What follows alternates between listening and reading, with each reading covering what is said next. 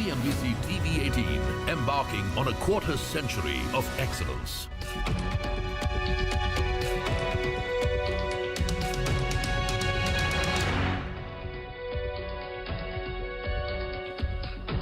Well, the record run continues on Dalal Street. The markets gained for 7 straight weeks, a first in 3 years. IT and metal stocks led the rally. Over the next 30 minutes, we discuss a lot of things. First, of course, what's the Fed rate cut commentary? What does it mean for the market?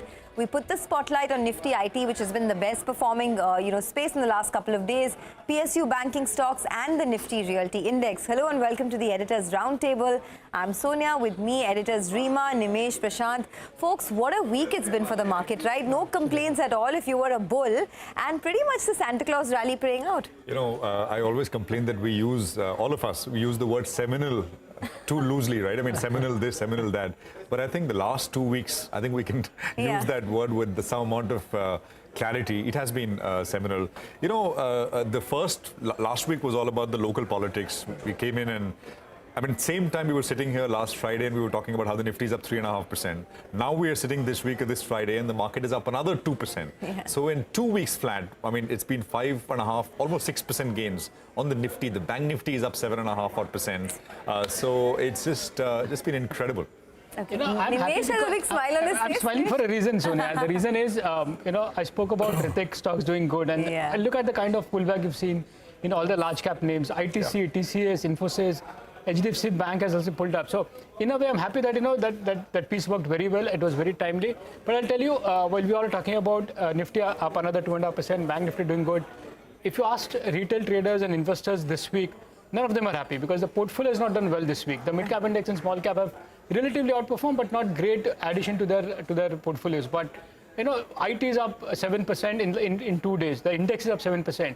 But if you ask on the street how many people are owning IT stocks, not even the fund manager were owning IT stocks. So on the index level, it's looking good. The screen is looking, like wow. But if you ask the retail traders and investors, they are not very happy this week. Because their portfolio is not done well. Last week, mid caps did very well. Today's just this week, the large caps took over. Absolutely. And, I think the line this week that stayed with me is from the conversation we had with Nilesh Shah, where he said, God is an Indian, right? Yes. I mean, that really stayed with me, that everyone and anyone is bullish on India. So maybe God is an Indian, you never know. But okay, I just want to put some things into perspective in case you missed out on the week, right? After the big surge that we've seen this week, how do you approach the markets? So the Nifty is up about 2% this week. The mid-cap index is up 2.6%. I'm watching out for a couple of big trends. One of them is the tech sector. And of course, Reema will talk more about that. But it seems to be like a Goldilocks scenario for the tech sector now. On one hand, the US Fed has said that they're looking at 3 rate cuts in 2024. On the other hand, they've talked about a very, very low probability, in fact, no chance of a recession coming through. And there's also the US 10-year yield that slipped below the 4% mark in the week gone by. So this is pretty much a Goldilocks scenario for the tech sector. So that's one thing to keep in mind next week. Large caps could continue to outperform. Remember, this was a week that belonged to large caps. ICICI Bank, SBI, DLF, IndusInd Bank, all sitting at fresh 52-week highs. Maybe that's something that can continue. And rate sensitives continue to be in focus. Actually, that's the big theme of 2024, rate cuts. After what the US Fed said, all eyes will be on the RBI and when they come through with the rate cuts, and that's something that the street is focusing on. Real estate, NBFCs, autos are in focus. In fact, I know Nimesh will talk more about that, but real estate stocks are still below their all-time high. So just to give you one example, right, DLF is still 70% away from its lifetime high. The lifetime high of DLF was 1,225 way back in 2008, and it's 70% away, so there's still more time to go. But before we, get to individual pieces, let me just welcome Andrew Holland of Avendus Capital as well. Andrew, how are you feeling about this market now? Is there any caution on the horizon, or do you think we're still good to go for more? I think we're probably good for more in the first quarter. Our thinking is probably there's another 5% upside. Between now and the end of the first quarter, being March of next year. I think you've got to think about what the Fed did. I mean, he was so bullish or dovish.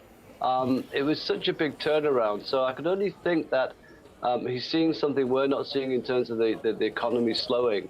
But he was very adamant that interest rates are going to fall. So, the market's loving this, right? All we have to think about now is when. Our guess is that the first quarter, maybe by March, he'll reduce interest rates.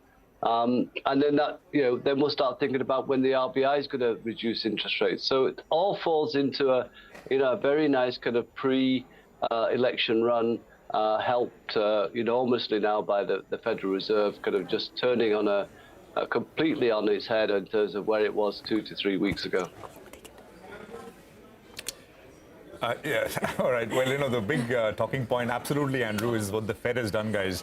And, last week we were talking about the local elections. This week, I think we have to. That's a dominating driver, right? Yeah. What the Fed has done. So let me actually head over to the big wall and tell you, the focus of the piece really is how do markets trade around rate cuts, right? That's essentially what we are looking at here. So 500 basis points of rate cuts over the last 20 months. And now we finally have, after many ifs and buts and whether it'll happen, not happen, soft landing, hard landing, pivot coming, we finally, I think, have a pivot, which is basically a complete U-turn in terms of what the Fed is now saying they would like to do next. So this is essentially, the setup. First full 25 basis point cut is now being priced in by the market in May of 2024. The market is saying that the inflation trajectory will be very benign, which basically will allow the Fed to cut early so as to sort of, prevent over-tightening and the resultant effects of over-tightening, which could be a recession. So that's essentially what the market is betting on. Almost like immaculate disinflation, right? Not too hot, not too cold. Will it pan out? We don't know. Now, rate cutting cycles are basically of two kinds. One is because there is a recession. I mean, the economy goes through a recession, so the central bank is expected to step in. These are those recession rate cutting cycles: 70, 74, 80, 81, 89, 2001, and 2007. Of course, this is the global financial crisis we are most familiar with. And of course, there are also some sort of rate cutting cycles where there is no recession. 84, 87, that stock market crash in October of 87, 95, 98, and 2019 as well. But both these are very different in terms of how the markets kind of behave. So what I've done is for our purposes, since the market is saying that it's going to be a soft landing, no recession or anything of that sort, let's just take the no recession rate cutting cycles. I've not used all the examples. I've only gone back all the way till 1987. And this is the quantum of rate cuts that we saw. The first cut happened, these are the dates, August 1st, September 29th, etc. And this is the total quantum of the rate cut that we saw in that particular cycle. Now we come to the more interesting part, which is what happens to the market going into rate cuts and what happens to markets coming out of rate cuts, right? This is, remember, the no recession scenario. And this is the picture which emerges. Broadly, it kind of, the picture is that 3 months before the first rate cut, markets kind of slow down, quieten down a little bit. Actually, there are, three instances. One instance where there's a 20% plus decline. The 1998 was an 8% decline. 2019 was a 1% kind of a move. So, of course, there's the 9%, 9.5% move in 95 as well. But broadly, more times than not, markets quieten down a little bit, even correct a little bit, going into the first rate cut. What happens 6 months out after the first rate cut? I think the evidence is pretty much clear. The bias is on the upside. The degree varies. The big one, of course, is the 25% move that we saw in 1998. So interesting. Now, I'll just look at the with recession scenarios, right? Rate cuts with recession. And I'm just using two fairly recent examples. 2007, where the Fed cut by 500 basis points. This is the global financial crisis with Lehman, etc. And 2001, where the Fed cut by 550 basis points. Here, the picture actually completely changes. So I don't want to kind of present the picture of what happens into and out, because these are recessionary periods, and you can see what happens to markets. In these two instances in 2001, 2007, S&P peaked to low. The fall almost 40 and 60% respectively, and earnings per share for the index fell 23 and 45% as well. I'd like to say once again that the base case is that we will actually not see a recession. At least market is not pricing it in at all. It's not in the market's forecast that there will be a recession. They're very focused on the fact that it'll be absolutely perfect kind of soft landing along with rate cuts. It's never happened. Many have pointed out it's never happened in history. You do get a little bit of a bumpy road and the degree varies, but you do get that. Will this time be different? I think that is the question we need to answer. We'll know only and be wiser in hindsight. Andrew is with us. Andrew, I don't know if you have any thoughts on this one, because if market pricing is to be believed, the first cut is not that far away. Is 4 months out from where we are right now. Yeah, Prashant, as always, your stats are fantastic. And I think we talked, some time back when I said, that crash of 87, everyone was expecting a recession. It didn't happen, but it happened 2 years later. And I think, to my mind, the COVID situation, the money that was thrown into the market probably has delayed this kind of real downturn. But if I look at the kind of nominal GDP growth that he's talking about, and taking into account inflation, it's really talking about real GDP growth of just over 1%. So there's not a lot of margin of error there for him to play around with. So I honestly don't remember a soft landing in the years I've been in the markets, and I'd be very surprised if we get a soft landing this time around.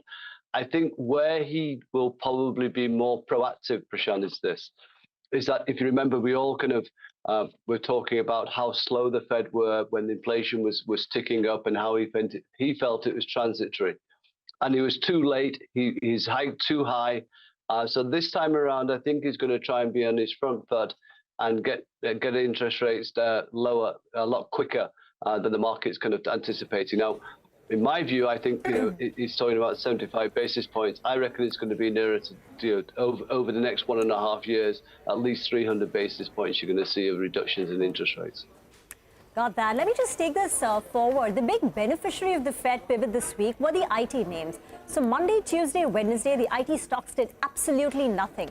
But on Thursday and Friday, the Nifty IT index rallied close to about 8.5%. And from the lows on Wednesday, the IT index is closed up with a near 10% rally. In fact, in these 2 days on Thursday and Friday, the IT stocks added about 2.5 lakh crore in market capitalization. So some of the reasons are that one, it's a catch-up trade. The Nifty IT index, even after this recent rally, is still about 10% away from its record levels. Two, valuations are not back to their post-COVID digital transformation boom levels, much lower than, by 15-20%. And third, the Powell speak has given some confidence that maybe the clients will be more confident, the U.S. clients, about the U.S. economy. Maybe they will be willing to spend more. Decision-making cycles, which were getting elongated, will now start getting compressed. So that's the hope which is built into the market. But along with the hope lies the risk. The risk is that at least as of now, there is no immediate pickup in the demand. Q3 is going to be a weak quarter. Most companies have guided for higher than normal furloughs. Clients, as of now, when we chat with the companies, they're saying the clients haven't committed to any pickup as of now. So we'll have to see how things play out in Q4. So that's the risk associated with it. But IT has had a field day on Thursday and Friday. Andrew, is this up move that we saw in IT names just a tactical recovery? Or do you think, fundamentally, structurally, some things may have changed with the Fed pivot? Structurally, nothing's changed. I mean, the results of the IT companies will continue to be poor for the next 2 quarters. There's absolutely no way that's going to change. The Fed's U-turn is going to change that situation. But what it has done, and we talked about this before as well, is that once you felt interest rates are going to come down in the US, that would obviously have the tech sector, moving higher. That's a tailwind for our IT sector. And usually there's a lag in terms of, how that benefits IT stocks. So it's a trade. There's nothing changed fundamentally for the IT stocks.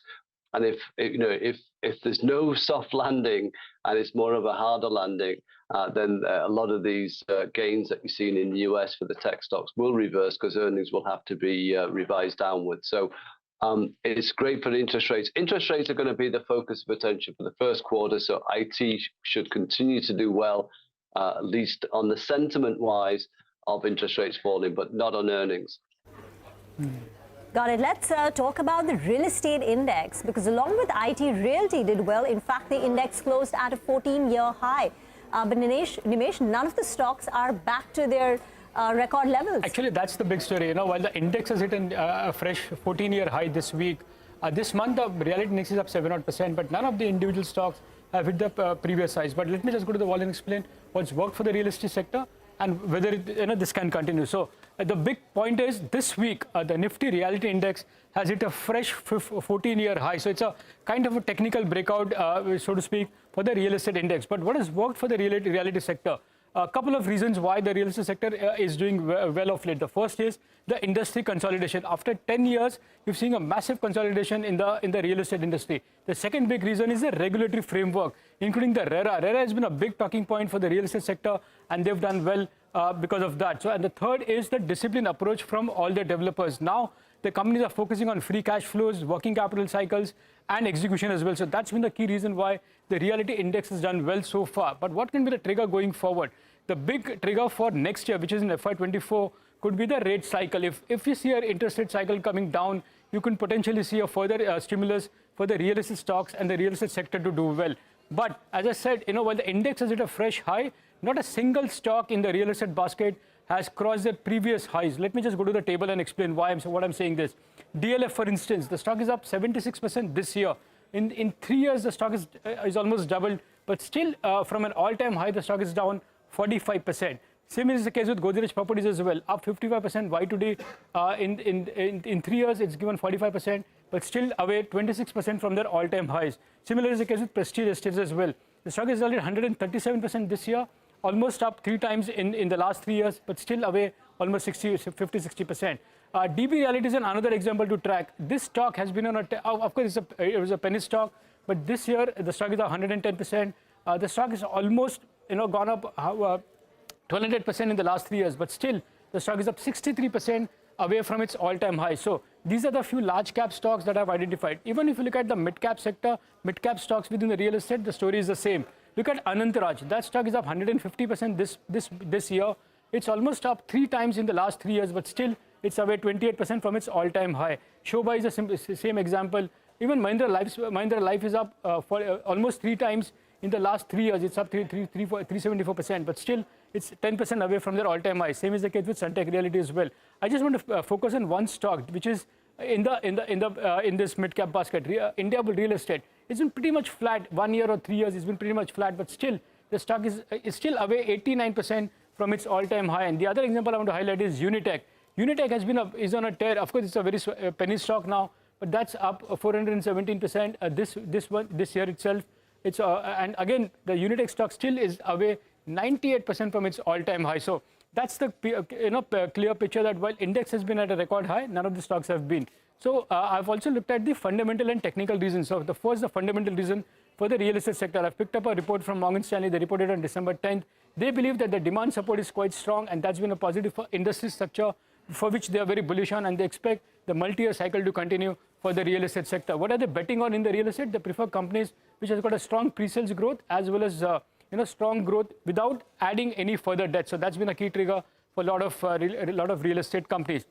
I've also looked at the technical feedback from Rahul Sharma of JM Financial. He believes that the reality index can double in the next 2 years from now. So they have a target of 1,500 on the reality index. Currently, it's around 770. So what is he betting on in the real estate names? He believes that while the large cap stocks led by DLF has done well this year, it could be a catch-up time for the mid-cap and small-cap real estate stocks to do well. So he's identified 3 stocks in the real estate basket which he's betting on for the next few years. The first name is Indiabulls Real Estate. It's been a big underperformer. He's betting on that. The second is Keynote Realty. Of course, Ustamji is the brand name for them. And the third name is DB Realty. So as I said, while the index has hit a 14-year high, is on a verge of a breakout, but none of the individual stocks in the real estate basket has still crossed its previous highs. Okay, Nimesh, thanks a lot for that. In fact, that's an interesting question that we want to pose to Andrew as well. Sonia, and I put this question, if you remember, to Prestige in the morning. We had the Prestige management. You mentioned, Nimesh, all the fundamental and technical reasons. I suspect one big reason, which there is no way to kind of quantify this or put numbers to it, I think is a stock market boom as well, right? Of course. Yeah. There is equities have done so well, and the wealth effect is so powerful. It gets into real estate as well. Yeah. And look at what has happened in the last 3 years. Yeah. Even in the real estate sector, the top end real estate has done well. Yeah. The 10 crore plus homes have been sold more than the lower end. So that's the wealth effect which you're seeing getting spilled over to the real estate from the equity market. So, and again, the rate cycle, we were all talking about rate cycle, that's a big sensitive sector, the real estate sector, which can have a big impact on the real estate stocks and the sector overall. Although on rates, I mean, I sometimes wonder, on the way up, when rates were going up, sales didn't get hurt. Yeah. So when rates fall... No, it just... I don't think somebody who can afford a 10 crore home, I don't think interest rates really matter to them. It's not about Maybe on the affordable side. On the affordable housing segment, yeah. But the other big thing, wealth effect, is also the ESOPs, which, the startup guys have got, right? That's also been channeled into real estate. But here's what we'll do. We'll slip into a very short break. We'll come back and talk about PSU Banks and this mad rush that we've seen as they launch their QIPs this week.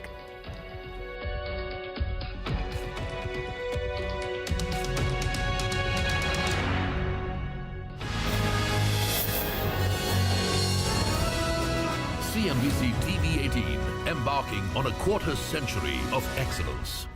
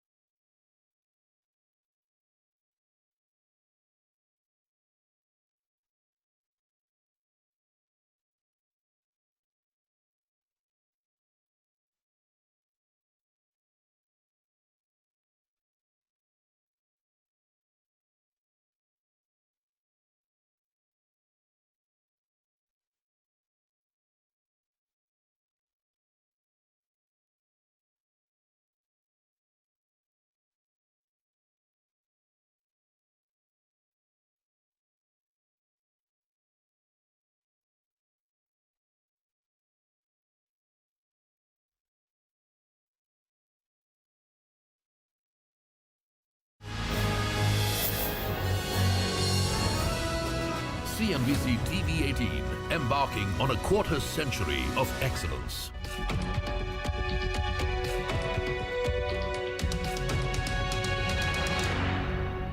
Welcome back to Editors Roundtable. The other big theme this week was this big rush by PSU Banks to raise money via the QIP route, and they've seen some solid subscription. So this week we had Indian Bank, Bank of India and J&K Bank launch their QIPs. Bank of India raised close to about 4,500 crore. And look at the subscription numbers. J&K Bank saw an overall subscription of 30 times. Guys, when was the last time you remember PSU Banks coming into the market? Historically, they were capitalized by the government. And now they have the confidence to come into the market, and they've seen some marquee shareholders participate in it. So for instance, in Bank of India, you've got mutual funds like SBI Mutual Fund, ICICI Pru Mutual Fund. You've got life insurance companies, and you've got FPIs like Morgan Stanley Asia.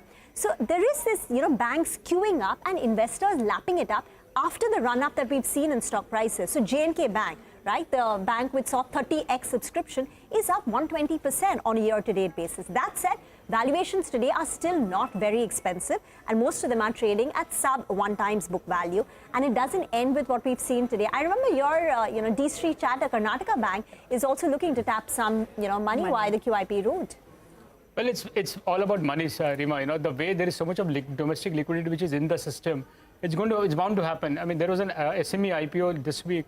A 32 crore IPO got subscriptions of 10,000 crores. Wow. Can you imagine? So it's all about liquidity. You can't fight the liquidity. So that's the game. Everybody's sitting on cash. So they're trying to latch. And now that the fundamentals of PSU Banks have improved with the asset quality, there is confidence about putting that money, diverting are comfortable. So there is a bit of valuation comfort as well. Okay, well, on that note, guys, it's time for the weekend. So let's take your leave. Thank you to all our viewers for watching. Have a great weekend. We'll be with you bright and early on Monday morning.